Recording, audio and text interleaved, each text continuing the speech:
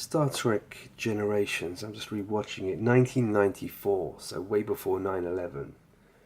And yeah, it's predictively programming both 9/11 and 8/11, the Seattle false flag, November 2018, 118, 118, I've got your number. Now, the movie starts with the launch of the, what's it called? Enterprise 1701B, which is 9/11. Right, it just happens to be, And then you have this scene here, and this won't show you very well, but here behind him throughout the scene is 81118 and a Ferris wheel shape. Now again, you might not think anything of that, but then you have the next scene. He's in his quarters with Redmayne at Large, Marina Sirtis, and he's got a Space Needle spaceship behind him, and I mean exact Space Needle. It's totally the Space Needle. So you got your Ferris wheel with 81118. I think you can almost see it here, 8118. And then you've got the like I say, the Space Needle. Then what else? There's more stuff in this. There's definitely more. Damn it! I'm trying to remember.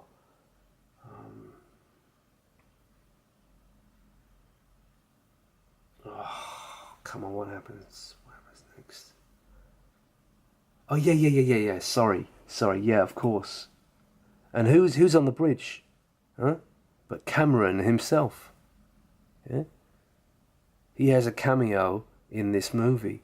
Now, he was Ferris's 9/11 buddy. Again, he's still in the colours of red and white. Communism again. Same thing, just like in Ferris, with 9 on the back and the towers and the explosions on the towers right in front of him, right? So he's Cameron's in it, so he's representing 9/11. He's on the 9/11 ship, yeah. So the predictive programming is there. There's the Phoenician seafaring stuff in it. After that, then there's the Nexus.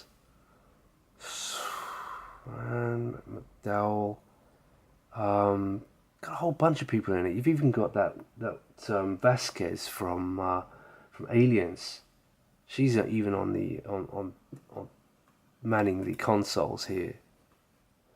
That's the Israeli Goldstein or Goldman, whatever her name is, from Aliens. There'll be more in this movie, but it's subtle. But it's there. You got your 9/11 and your 8/11. You got your Space Needle and Ferris wheel and the date, the 8/11 date on it as well. I'll keep this one short because I can't think of too much else. But yeah, it's there.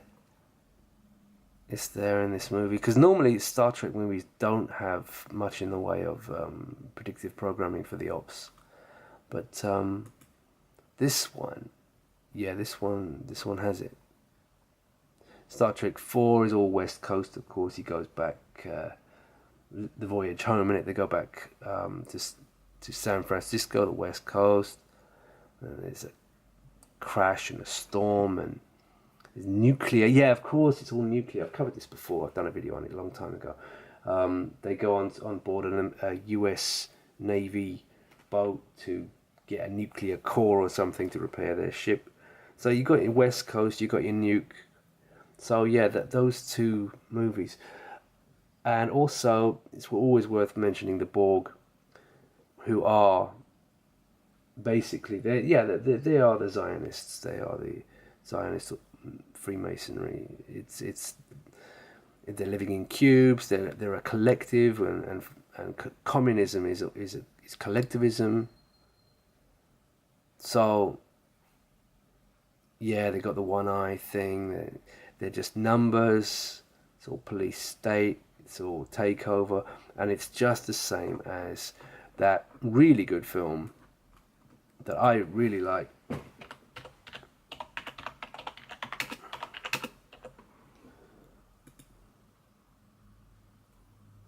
This, The Chronicles of Riddick.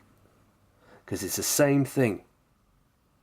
Grand Marshal, this Lugus here, Lugus Mercury, yeah, played by Colm Feore, which means again CO, Jewish CO, and that means fire dove. Colm is a dove, Feore is fire, fire dove, fire bird, firebird. Ugh, Phoenix.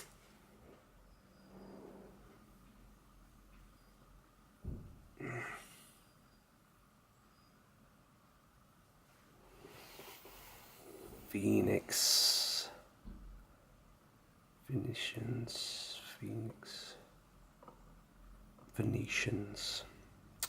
So he's a Phoenician, he's a fire dove, the firebird, the phoenix.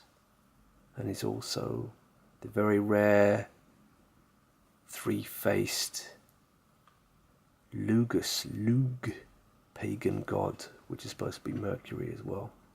But like I always say, watch the director's cut of this movie, because they really did make quite some movie here. It's not your average sequel at all. It's a standalone movie in its own right, and it's all there. It's all there. It's the necromongers, who are the necromancers, the Zionist Kabbalists, taking over planet Mecca at the beginning. It's not very subtle. Come on, figure it out. And then there's one of them, where is he? I'm not sure if he's there. But the right-hand man of this guy, he's actually a good guy. He doesn't like it. He doesn't like, this is it. This is the guy. He doesn't like the necromongers, the Borg. They are the Borg. Huh? Same storyline, same thing. He doesn't like it. And he helps Riddick take out this necromancer, necromonger, Grand Marshal. Convert or fight. Yeah. Convert to Zionist ways, huh? Forget about Muslim ways. No, forget that. That's all Zionist psyops. Yeah. This is the movie.